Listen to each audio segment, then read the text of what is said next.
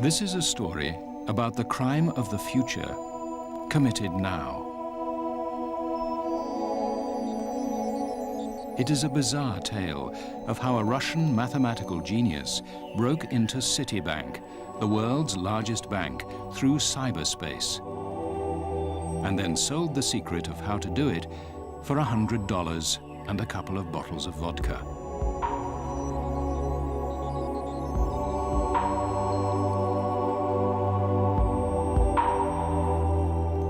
It is also the story of this man, locked away in Brixton Prison, who Equinox interviews for the first time.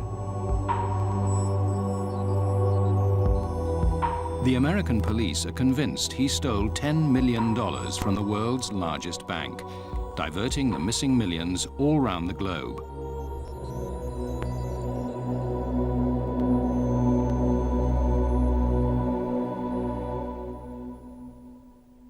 Good morning, I'm Bill Marlowe from SAIC, and this morning I'd like to talk to you a little bit about the side of the world not many people know about, and that is cybercrime, or if you put it in appropriate terms, people who steal or money or defraud businesses in cyberspace using the internet or bulletin boards or any type of electronic media.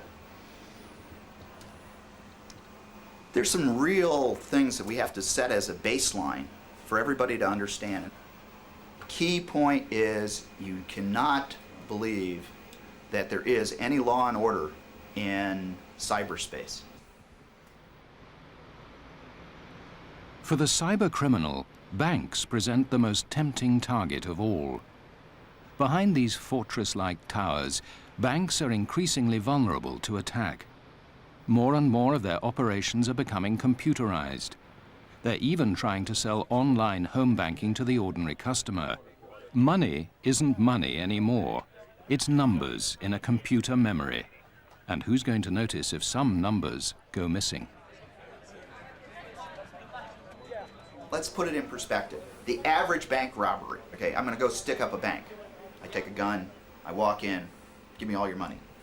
That typically nets the robber $1,900. It's prosecuted 82% of the time, and there's a likelihood that you're going to get shot.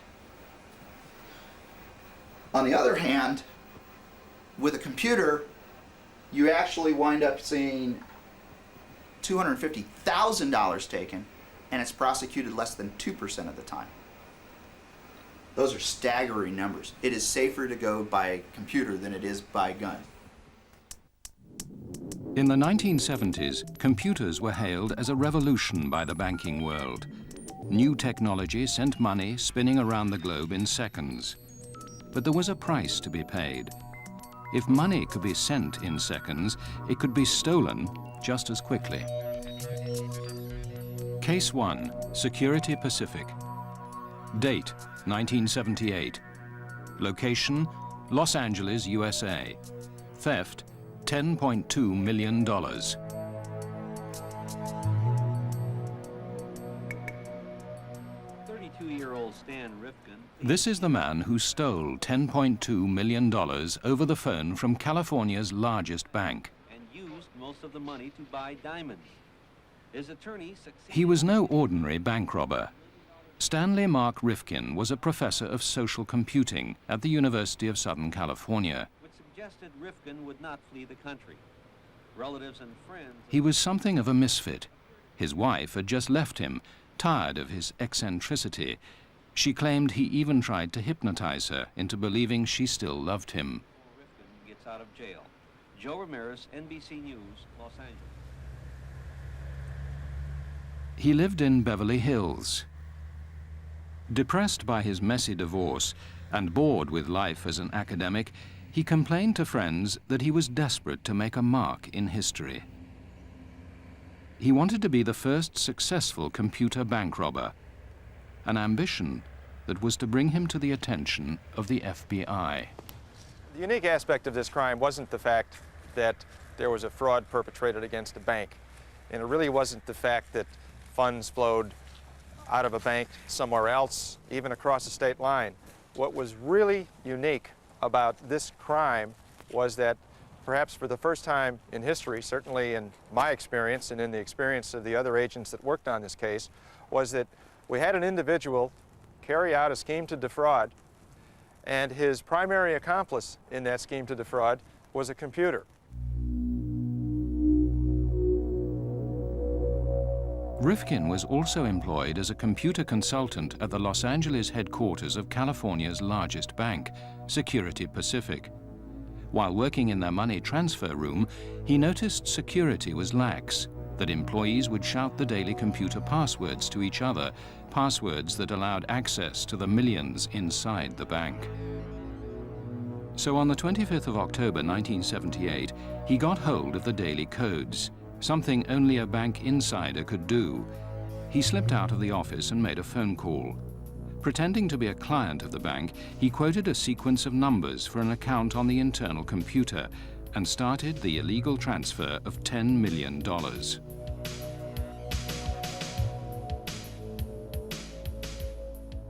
FBI agent Robin Brown headed up the case.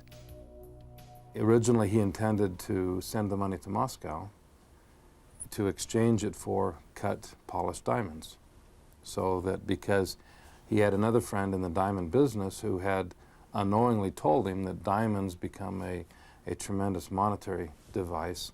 They're not easily traceable, and that the diamonds could mask any trail that he might leave. Rifkin flew to Switzerland and collected his diamonds. He'd committed the perfect crime of the new age. He turned computer codes, a string of numbers, into millions of dollars worth of diamonds, and the bank didn't even know a robbery had taken place. But then, his desire for recognition brought him down. Stan told me after his arrest, he woke up and realized no one knew that he had accomplished this fantastic robbery. And at that time, Stan realized that this was done in part for ego. Rifkin needed someone else to know he'd committed the first ever successful computer crime. He went back to America.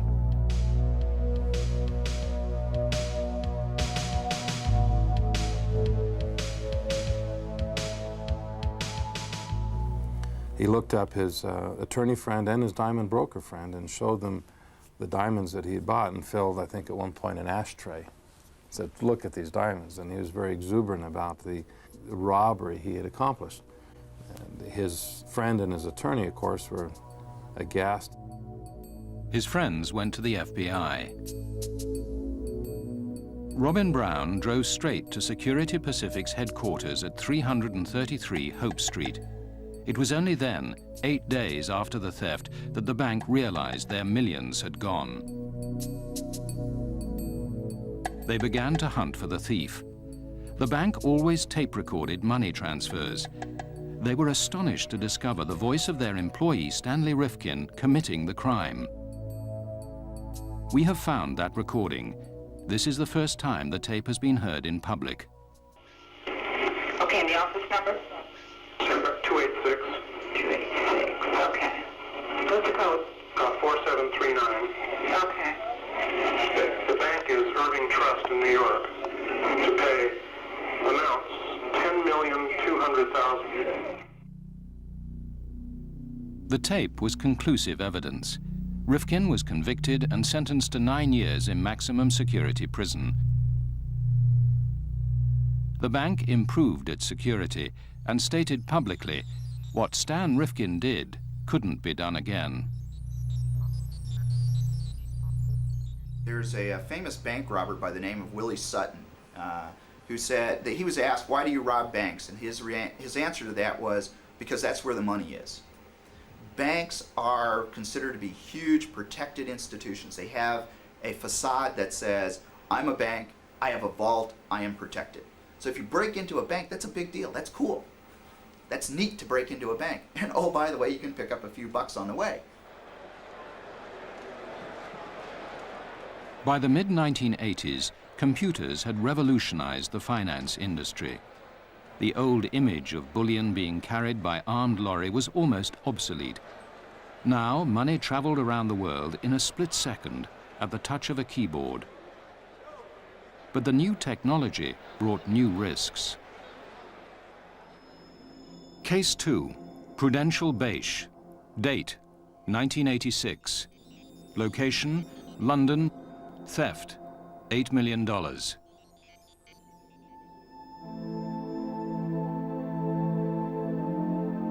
As Big Bang fever swept the city, foreign banks poured millions into the pockets of city dealers. Giant US broker Prudential Beige was no exception. By 1986, their London office had trebled in size, with a vast investment in new technology. But this expansion carried its risks. One day, a settlement clerk noticed that $8 million of bonds had disappeared. The reaction in this case was, first of all, one of disbelief. Let's figure out where the error occurred, because this is an error. This isn't a fraud. Can't be a fraud. We've got honest people working for us. The police were called in. It very soon became apparent that the money had been stolen, that once again it had been the work of an insider. And soon the police had their chief suspect in these cells, Angelo Lamberti. So we set about carrying out an interview with the staff, and there were a large number of people to interview, and eventually we arrived at an interview with Mr. Lamberti, who was very cocky and composed about the whole thing, and but during the course of the interview revealed that he had got another job and was leaving the bank. And this seemed fairly significant to us. In fact, Lamberti had been deeply unhappy at the investment house. He didn't want to be stuck in a back office. He wanted to be a trader earning millions. His resentment was all too common at the time. I think people at that point felt like they were invincible. And I think they were willing to take a lot more risk. Anyway, because especially if you were on the front lines as a producer, as a trader, where you're churning out enormous sums of money, I think people were willing to take a great deal of risk. And obviously the people that supported those types of people on the operations side, the back office side, first of all, some were very upset because there was just so much arrogance at that point that, in some cases they felt like slaves and they weren't sharing in the wealth. His story was very simple. If the bank wasn't going to give him some wealth, Lamberti was going to steal it. He knew there was a computer backup system for late trading, which he could access from outside the building, using an ordinary phone line from a home computer. In that case, it was actually an acoustic coupler, which was a low-speed link to the main computers. And in this case, it gave the individual the opportunity to be anywhere and conduct this type of transaction, whereby all they needed was the code that resided on the PC, an acoustic coupler, and the phone number. Lamberti did not act alone. Armed with his inside knowledge, he had contacted a North London criminal gang via a friend of his, John Falinsky, a roofer. From a house 10 miles away from the bank, Lamberti was to make an illegal transfer of $8 million worth of Eurobonds from London to Geneva. The criminals would turn the bonds into cash. On the day, Lamberti had made an excuse and absented himself from the office. Jumped on a tube train up to North London, to Falinsky's empty house, sat down at the terminal, dialed up the line and moved the stock. It was as simple as that. And then shut down the terminal, returned to the office as if he had his hospital appointment and carried on working. This break-in, like Rifkin's 8 years earlier, needed essential information from an insider. But in this case, new telephone technology meant that the crime could be committed from a keyboard miles away. Remote access had been developed to meet the needs of banks and their customers, but the complexity of services being offered made computers increasingly vulnerable. We reduced the exposure, but certainly we didn't eliminate it. You can never eliminate the vulnerability. You know, the only safe computer is the one that's unplugged. In the future, the attackers wouldn't need inside information.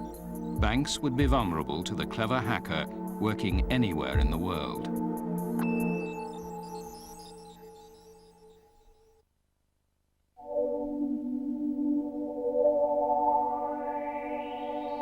Now computer thieves can break into a bank from anywhere. They don't need to be inside the bank. They don't even need to be in the same country. They can break in from continents away. This is becoming a massive problem, although how big is almost impossible to say. The American Bar Association says intellectual property stolen in cyberspace is $2 billion. The FBI, Federal Bureau of Investigations in the United States, says it's a $5 billion a year problem. Europol says it's a $7.8 billion a year problem. The problem is that nobody knows how to put their hands around it because nobody's really reporting this. Case 3, Citibank. Date, 1994. Location, New York, USA. Theft, $10.7 million.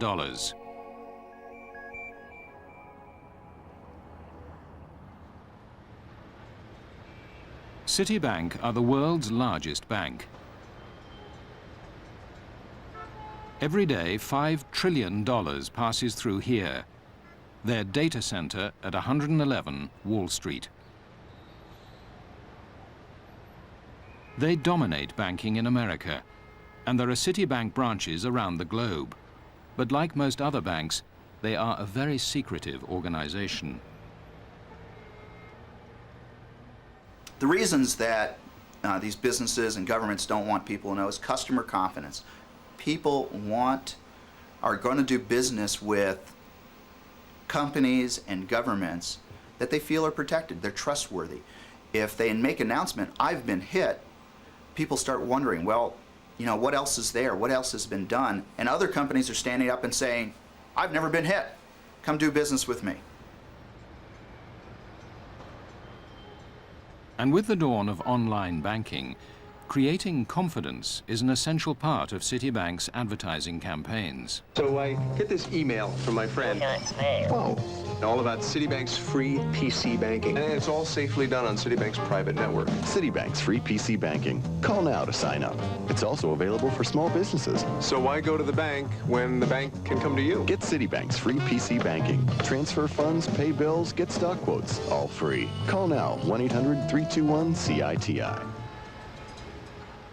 But the fact that Citibank's computer systems had nearly $11 million stolen from them by an anonymous hacker is something that they are none too eager to publicize. From FBI documents, we've established there were 40 separate break-ins at the bank in a period of only 3 months, totaling $10.7 million. Money stolen from bank accounts around the world. We've pieced together this extraordinary story, a story that spans the globe.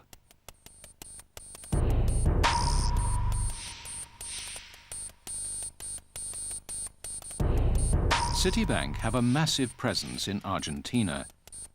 They've got many business customers, among them the stockbrokers of the Buenos Aires Stock Exchange. It's a fast-moving, volatile market where billions are traded daily. One of Citibank's biggest clients is stockbroker Invest Capital, and one morning the firm was horrified to discover that $200,000 had disappeared from its Citibank cash account overnight.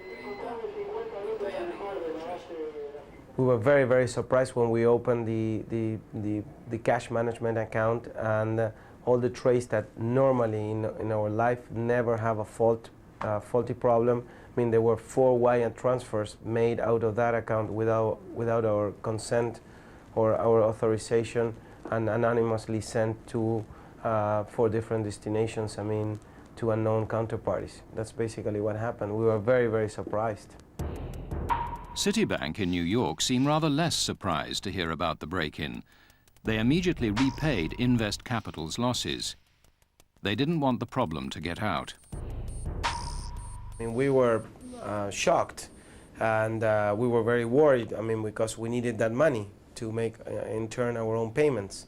So they reacted very efficiently and professionally, and they provided us with the missing money temporarily until they sorted out what was going on. And I mean, we started to understand that they knew that there was something going on, because when Citibank Buenos Aires talked with Citibank New York, I mean, they were already on the trace of these guys. In fact, Roberto Barbosa's company in Argentina was not the only one to have been robbed. Over the past year, 18 other Citibank accounts had been targeted. The first raid took place in June '94. Over $140,000 was illegally transferred from the Philippine National Bank in Hong Kong. As the months passed, the list of victims got longer, and the total stolen from the bank mounted. $500,000, $800,000, $1.5 million, $2.5 million. By the raid on Argentina, the total stolen was dangerously close to $5 million. It seemed no one was safe from the anonymous cyber criminal. Citibank were in a state of panic. Somebody, somewhere, was hacking into their computer security system, using international phone lines. But they couldn't announce this publicly. Terrified of a loss of customer confidence, Citibank could say nothing while the hacks continued.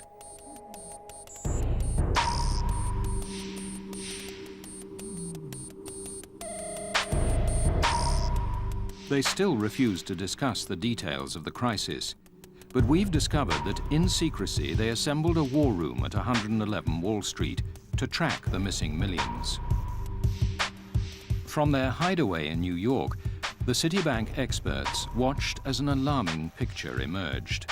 The stolen money was being sent around the globe. Finland, Russia, Israel, Germany, the Netherlands, Switzerland, and even the USA. The war room had to move fast. They had to discover where the stolen money had gone and get there before it was withdrawn. San Francisco was to be the first breakthrough. Citibank discovered that all the money stolen from Invest Capital in Argentina was transferred thousands of miles to California. The money was sent to bank accounts in the names of a Russian emigre couple, Evgeny and Ekaterina Korolkov. But less than half the money in their account at Wells Fargo had been withdrawn. The FBI moved fast. Agents staked out the bank.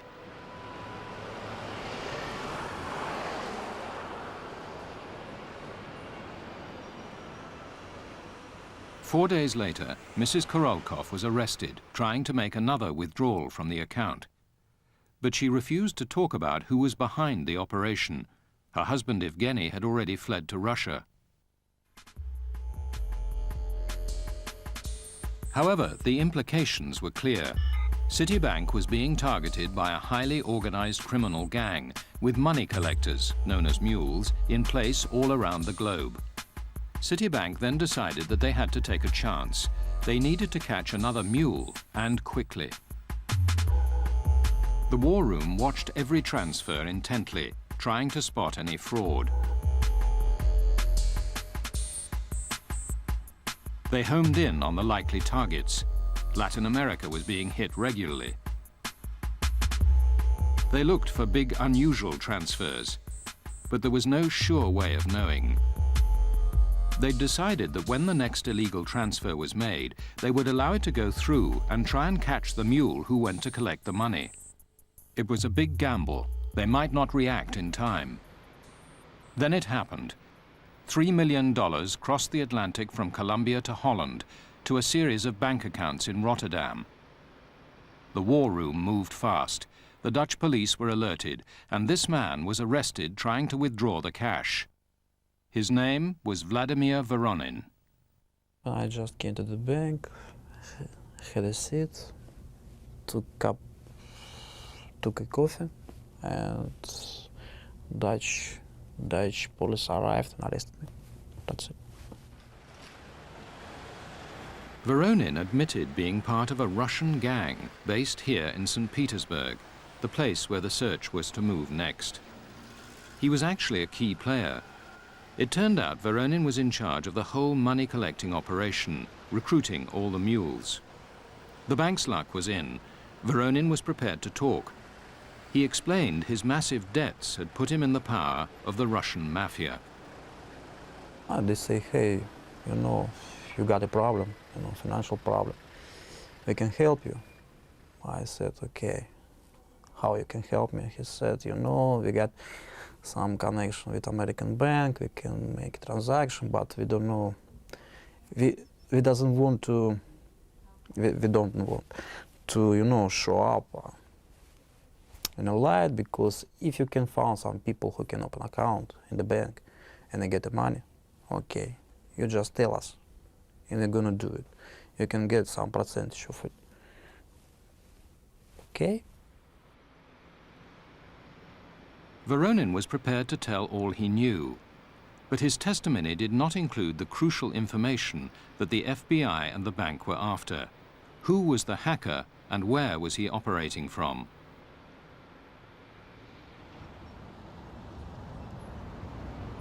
In a state of crisis, Citibank turned to security expert Bill Marlow.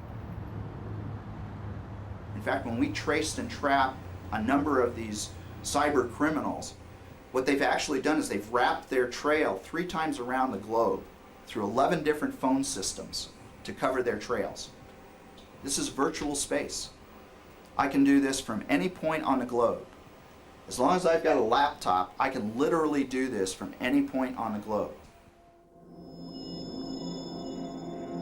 With the help of digital telephone exchanges, the war room traced the calls back to Russia, to St. Petersburg, confirming what Voronin had told them.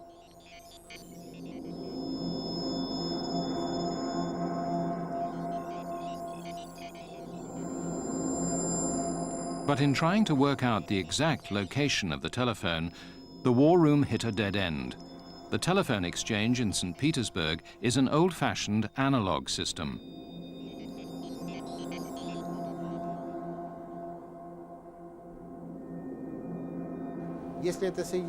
When an old-style step-by-step or crossbar mechanical exchange is called, we use special equipment called number identification equipment. In this case, it is only possible to trace a call while the line is still open. In other words, as long as the caller does not hang up.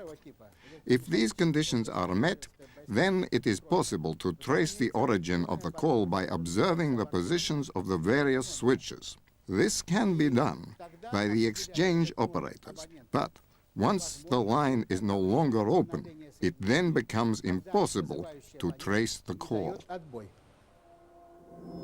After weeks of listening to thousands of international phone calls, the bank had a lucky break.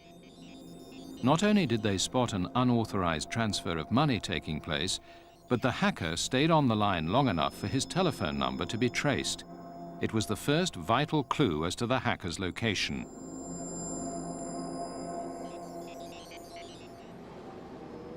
The call came from this building, in a rundown area of St. Petersburg.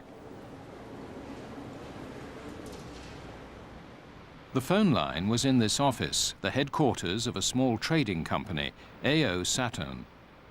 The Russian police were brought in one of their first ever operations involving computers. They kept the AO Saturn offices under constant surveillance. Нам нужно было выяснить компьютерную квалификацию. We had to find out about the computer qualifications of these people, how good they were, to get the money from the bank. We had to study inter-country communications, the phone calls they were making to different countries of the world. We had to study their personal and business links between themselves and other companies. We had to get more information about the people themselves and find out why they were involved in these crimes.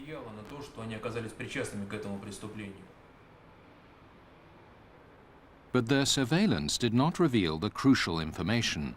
They established that many people used the computer, but they didn't know which of them had been using it to make the illegal transfers. It was difficult for witnesses to explain what they have seen. Say you're an office cleaner. You don't know what's going on at a computer.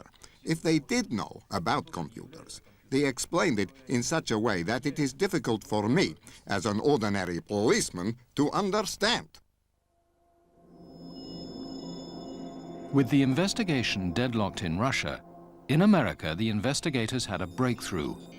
Mrs. Korolkov had been tried and was about to be sentenced. She wanted to cut a deal. She admitted her husband Evgeny had worked at AO Saturn as a driver. The FBI contacted him in Russia. They suggested he play ball. They'd treat his wife leniently if he would give them the name of the hacker. Korolkov gave them the name they wanted. He claimed that the Citibank robber was a 26-year-old computer programmer called Vladimir Levin. The FBI demanded evidence of his allegation and persuaded Korolkov to take part in a wiretapped phone conversation with Levin. We have obtained transcripts of that conversation. Levin is seemingly aware that Korolkov is playing a double role and insists several times that the phone is being bugged. The call itself was inconclusive, but back in the USA it was enough for the FBI. The authorities started proceedings against Levin. The reason for the next event is unclear or possibly even disputed.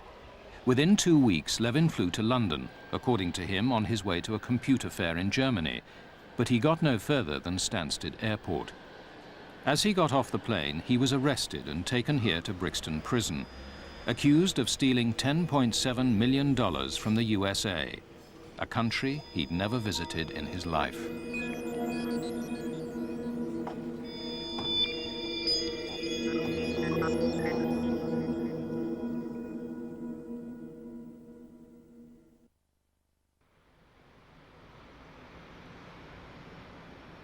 Inside Brixton Prison is the man accused by the US authorities of stealing nearly $11 million from the world's largest bank.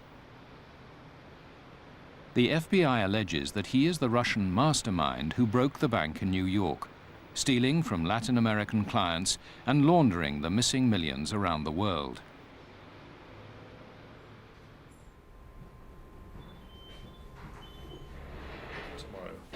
Yeah, because I need to chat about extradition. Vladimir Levin has never spoken publicly before. Yeah, very good. He is fighting extradition to America, where he faces charges of bank theft and wire fraud. If convicted, he could be in US jails for 65 years. He agreed to give us an exclusive interview on the condition that Louis Freeman, his American lawyer, was present. Freeman will handle Levin's case if he is extradited to America. Okay, so you said you worked as a computer programmer. He was to monitor the interview, along with his British counterpart, who is fighting the extradition, Barrister Alan Jones QC. If you want to go in English, that's fine. No, we speak in Russian. Okay, fine. We started by asking Levin what his job had actually been. Значит, это, в принципе, даже связано, наверное, с перестройкой. I should say that computers arrived to the Soviet Union, to the then Soviet Union, with perestroika. Один из символов, наверное. And I would even say that they were one of the symbols of the perestroika. Бухгалтерские программы для различных предприятий города. And I was writing accounting programs, and they were not simple, they were quite complicated programs. They were designed to calculate the amount of wages for the new companies of modern Russia. Vladimir Levin was only 26 years old when he was arrested. He's a graduate of the celebrated Leningrad Technical Institute, where he'd studied biotechnology. He was one of very few students to earn a Red Star for his degree. But in the new world of St. Petersburg, first-class degrees counted for nothing. I was 21 years old. The salary at the institute that I was receiving was very low. It was only 45 rubles, and I was too ashamed to ask for money from my parents. I was old enough to do my own work, so I decided that I could write software, and that's what I was doing.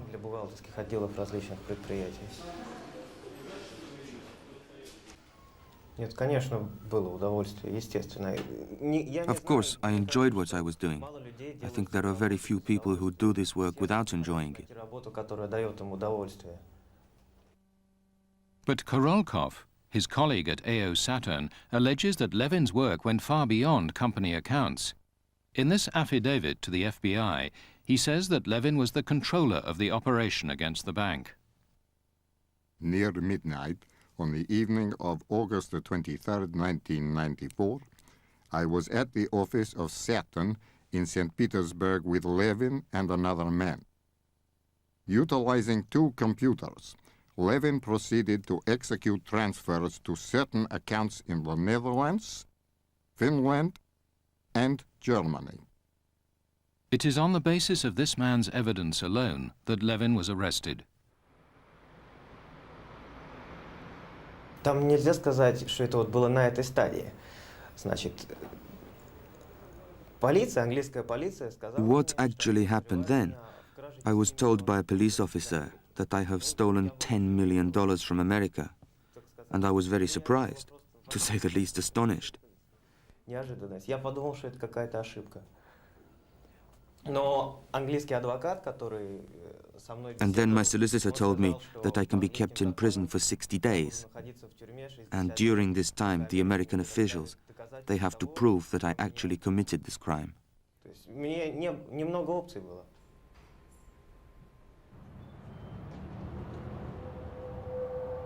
In those 60 days, the FBI were desperate to find evidence directly linking Levin to the crime.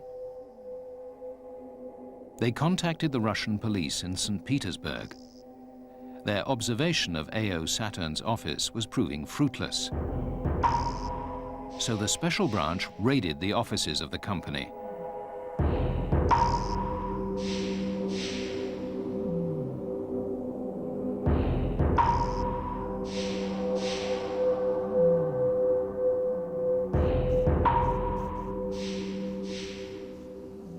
This is their video record of what they claim to have found, the computers, which they say siphoned millions from the West, the guns, bought by the Russian mafia with the missing millions, and the passport of the man they accuse of masterminding the whole scheme, a 26-year-old computer programmer, Vladimir Levin. We asked Levin whether he was guilty of this crime. It is not the time to answer this question. I will have to answer it in America, in front of a jury. I'm hearing your defense now, when they don't tell you the detail of their case. They only tell you You can what chime in, Alan, but I just think he's got to say, I'm not guilty. Take your shoe off and bang it on the table. Okay. Ну, первое, я скажу так. Те обвинения, которые... From the papers that I saw and accusations that I read, I could say that I'm not guilty whatsoever. If I am extradited to America, of course I may be put on trial, but all I can say is that I am not guilty, and this is total rubbish. То, что там написано, это нонсенс и нелепица. Ну, не знаю, даже адвокат сказал, что я не похож на человека, у которого есть деньги. Even my solicitor said that you don't look like a person who has money.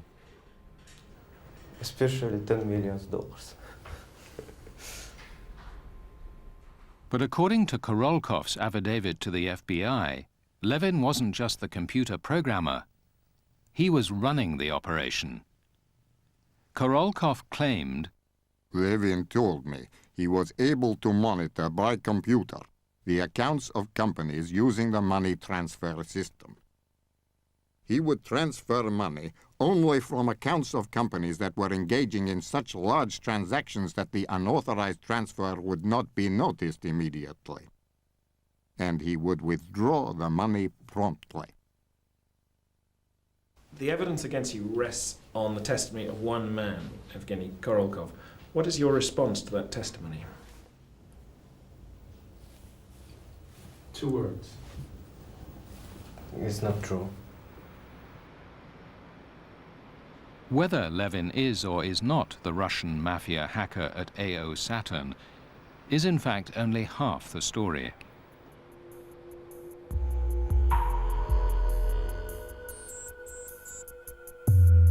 The AO Saturn hacker was not the first person here in St. Petersburg to break into Citibank's computers.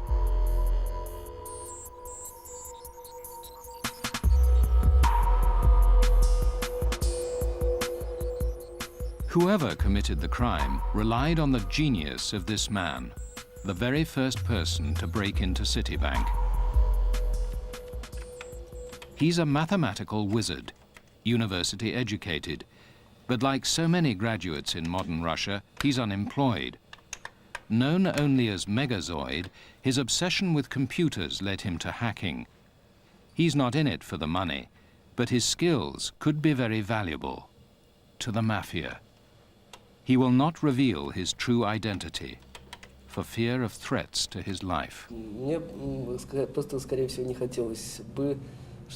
I don't want to be recognized in the street. I don't want people to think I've got money, because I haven't.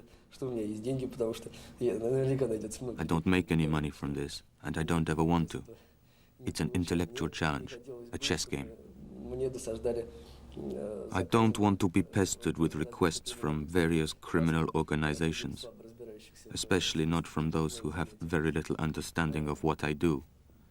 Nor do I want anyone close to me to be put in danger. For years, Megazoid had been cracking the secrets of the West. Citibank was his biggest challenge. He broke into Citibank's vast network of VAX computers, some of the most sophisticated in the world, using the most basic of technology. A computer he'd bought for $10 and a modem he'd got for a bottle of vodka. The price of access to the billions of dollars of the West.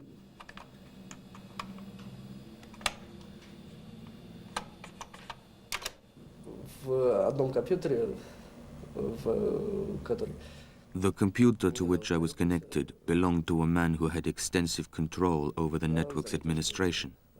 He had access to a great deal of information. He didn't know I was on his system for 3 whole months, despite the fact that I was starting up his programs and looking through his archives almost every night.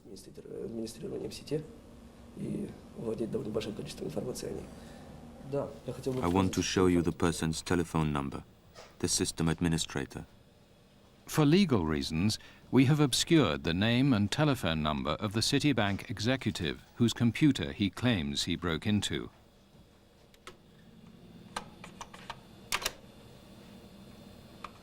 Megazoid penetrated some of Citibank's most secret and protected data systems, privileged bank accounts, the private files of senior employees. He was able to monitor the billions circling the cash management system. He could slip in and out of the network unnoticed.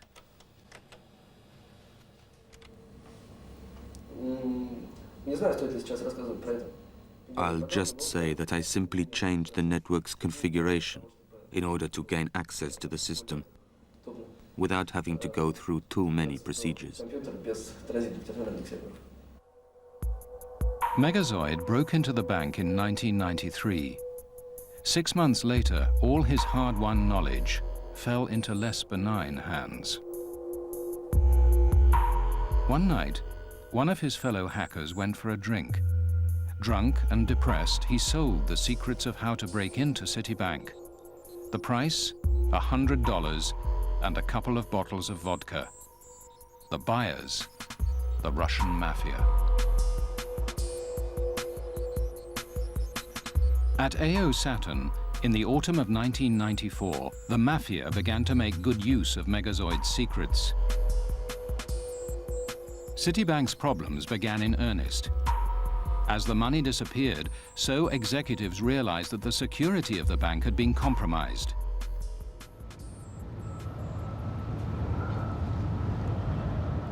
Desperate for a technical fix, they turned to Silicon Valley's security experts.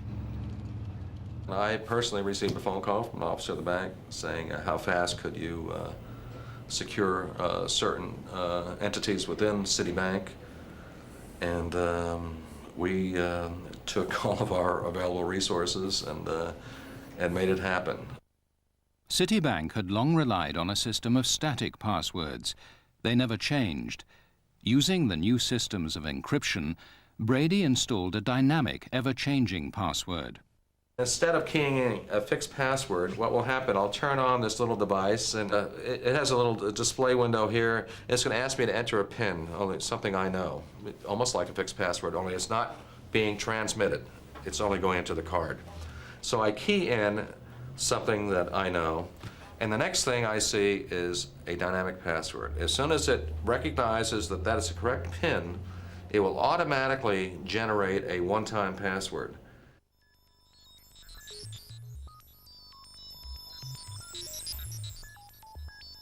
The odds are at least 11 million to 1 of somebody guessing that password at the very least, especially the way, and the way Citicorp has got it set up, the odds are a lot more than that. The dynamic password certainly improves Citibank's security, but it does not completely solve the problem. Megazoid didn't crack any passwords. He found a route into Citibank that bypassed all the bank's defenses, an open modem. Citibank computers rely on modems to talk down telephone lines to other banks' computers, just like any domestic PC.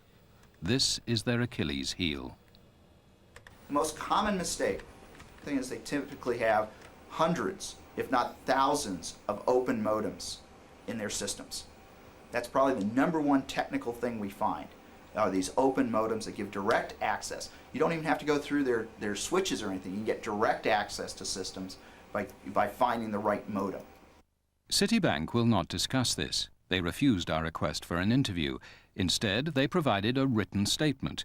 In it, they claim Levin attempted to steal $10.7 million, but only $400,000 was actually withdrawn. That during the crisis, client funds were never at risk. That nevertheless, they have improved their security systems, and that they take any fraud against the bank seriously. Whether the full truth will ever emerge about this extraordinary robbery is doubtful.